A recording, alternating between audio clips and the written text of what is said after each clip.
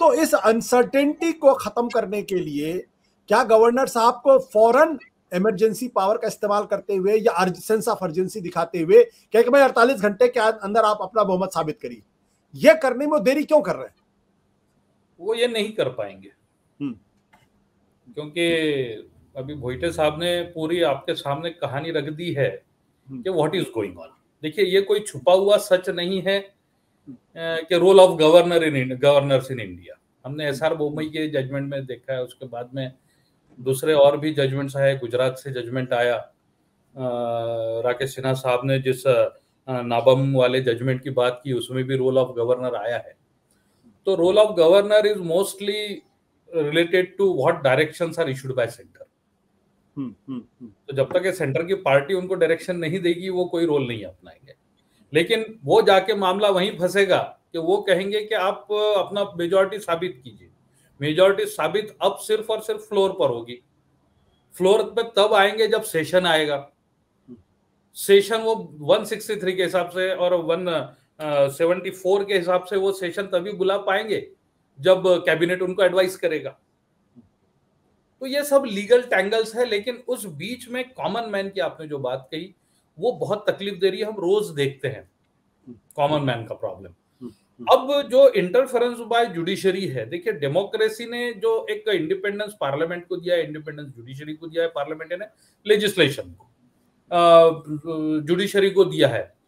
तो अब ये अगर एक दूसरे के काम करने लगेंगे तो पूरा डेमोक्रेटिक सेटअप क्रम्बल होगा।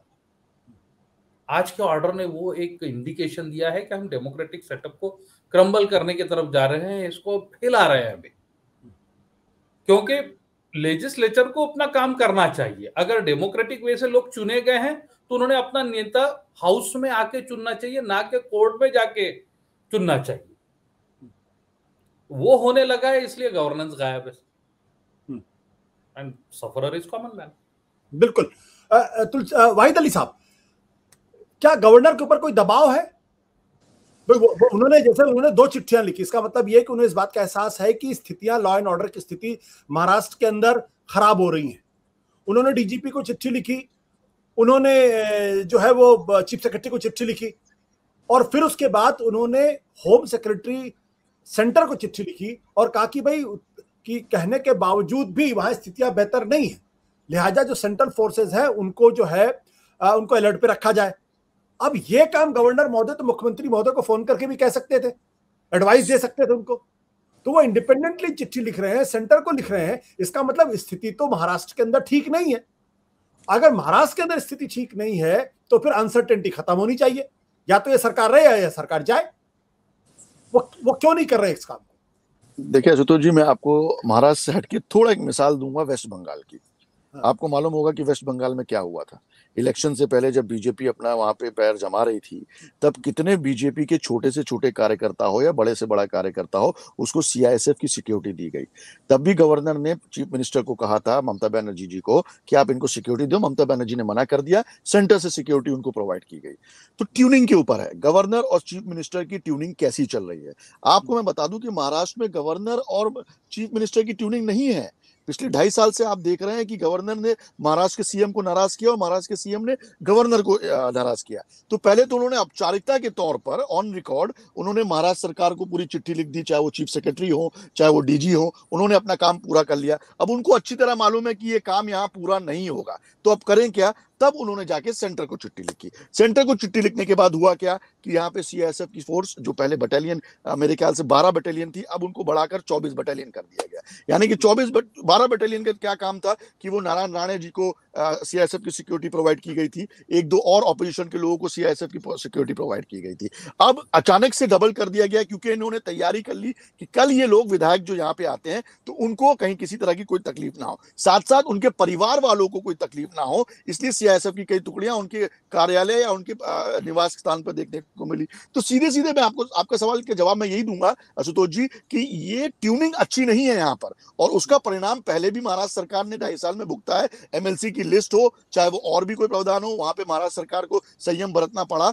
अब उनको अच्छी तरह मालूम है कि गवर्नर साहब वही करेंगे जो उनको करना है और जो उनको दिशा निर्देश ऊपर से आएगा। तो यहाँ पे ट्यूनिंग तो बहुत ही बद से बदहाल है।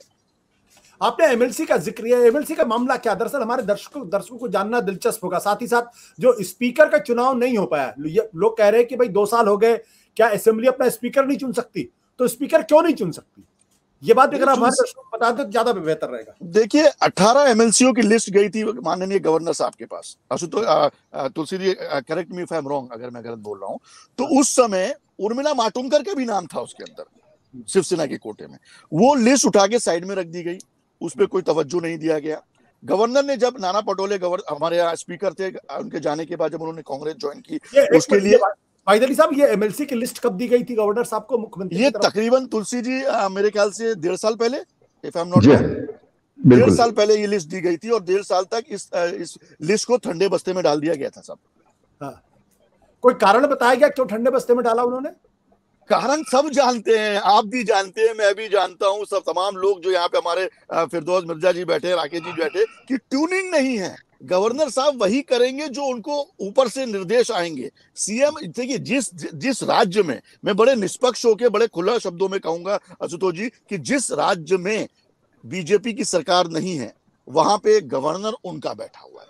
आपने देखा होगा कर्नाटक में क्या हुआ, आपने देखा होगा कि मध्य प्रदेश में क्या हुआ, आपने देख रहे होंगे कि वेस्ट बंगाल में क्या चल रहा है, और अब आप देखेंगे कि महाराष्ट्र में क्या चल रहा है। तो ये जाहिर सी बात है, जग जाहिर बात है, मुझे खुले शब्दों में भी कहूंगा कि ट्यूनिंग नहीं बैठती। जहां पे बीजेपी की सरकार ना हो वहां पे गवर्नर बिल्कुल अलग तरीके से काम करते हैं। दिल्ली भी है इसमें। हाँ, दिल्ली भी, बिल्कुल दिल्ली भी है इसमें। तुलसीदास, ये जो स्पीकर नहीं चुने गए और 2 साल से स्पीकर का पद खाली, नाना पटोले जब स्पीकर थे कांग्रेस के कोटे से, उन्होंने इस्तीफा दिया, वो कांग्रेस के अध्यक्ष बने, तो उसके बाद तो फौरन अगले सेशन के अंदर नया स्पीकर चुन लिया जाना चाहिए था। वो स्पीकर क्यों नहीं चुन पाई विधानसभा? आशुतोष जी, उसमें 2 तरह से बातें हैं। एक तो है जो महाविकास आघाड़ी की अपना एक अंदर का डर भी है, क्योंकि देखिए यहाँ पे परंपरा ऐसी थी कि जब भी स्पीकर का, विधानसभा के अध्यक्ष का चुनाव होता है वो सीक्रेट वोट से होता, बैलेट से होता आया है। लेकिन कहीं ना कहीं महाविकास आघाड़ी के दिल में डर पहले से ही है कि अगर हम लोग मान लेते सीक्रेट बैलेट से करवाते तो बीजेपी कुछ भीतरघात करवाकर उस स्पीकर को परास्त कर देगी, एक तरह से अविश्वास प्रस्ताव हो जाएगा। यही वजह कि उन्होंने गवर्नर के पास एक प्रपोजल भेजा, और वो अधिकार है विधानसभा को, उस अधिकार को तो नकार नहीं सकते कि हम सीक्रेट बैलेट से नहीं बल्कि ओपन हाथ उठाकर या ध्वनि मत से इसको चुनाव को कराना चाहते हैं, जिसको अभी तक गवर्नर ने अपने पास ठंडे बस्ते में डाल के रखा हुआ है। वैसे जैसे वाइस जी ने जिक्र किया 12 विधायकों वाला, हालांकि इस बार पहली बार ऐसा हुआ था महाराष्ट्र में कि पहले तो पॉलिटिकल अपॉइंटी ज्यादा होते थे, इस बार कल्चरल कोटा से, बाकी पत्रकारों के हिस्से, बाकी इससे ठीक ठाक नाम थे, सभी कोई पॉलिटिकल अपॉइंट नहीं थे। एकनाथ खड़से जैसे लोग थे जिनका पुनर्वास करना राष्ट्रवादी कांग्रेस के लिए जरूरी था, बाकी उतने पॉलिटिकल अपॉइंटी नहीं थे। लेकिन उसके पीछे एक वजह आशुतोष जी ये भी थी कि अभी जो राष्ट्रपति का चुनाव होने जा रहा है, तब फिगर गेम आप जानते हैं काफी नेक टू नेक वाला था, तो उनके लिए 12 विधायक भी काफी मायने रखते थे, तो उसलिए वो स्टे करके रखा हुआ था उनके पास। जबकि हाईकोर्ट ने उस बारे में क्लियर कहा भी था कि इसको इस तरह से रोकना नहीं चाहिए, फिर भी वो लिस्ट अभी तक गवर्नर साहब वैसे ही दबा के बैठे हुए, क्योंकि वो देखिए उनको कोई उसमें नहीं है, ओपन वहां राजभवन से एक तरह से अलग तरह की राजनीति चलती रहती है, उनके पास लोग जाते रहते हैं। इतना सक्रिय राजभवन इस बारे में अभी तक महाराष्ट्र के इतिहास में कभी नहीं रहा। सत्य हिंदी का ऐप डाउनलोड करें गूगल प्ले स्टोर पर।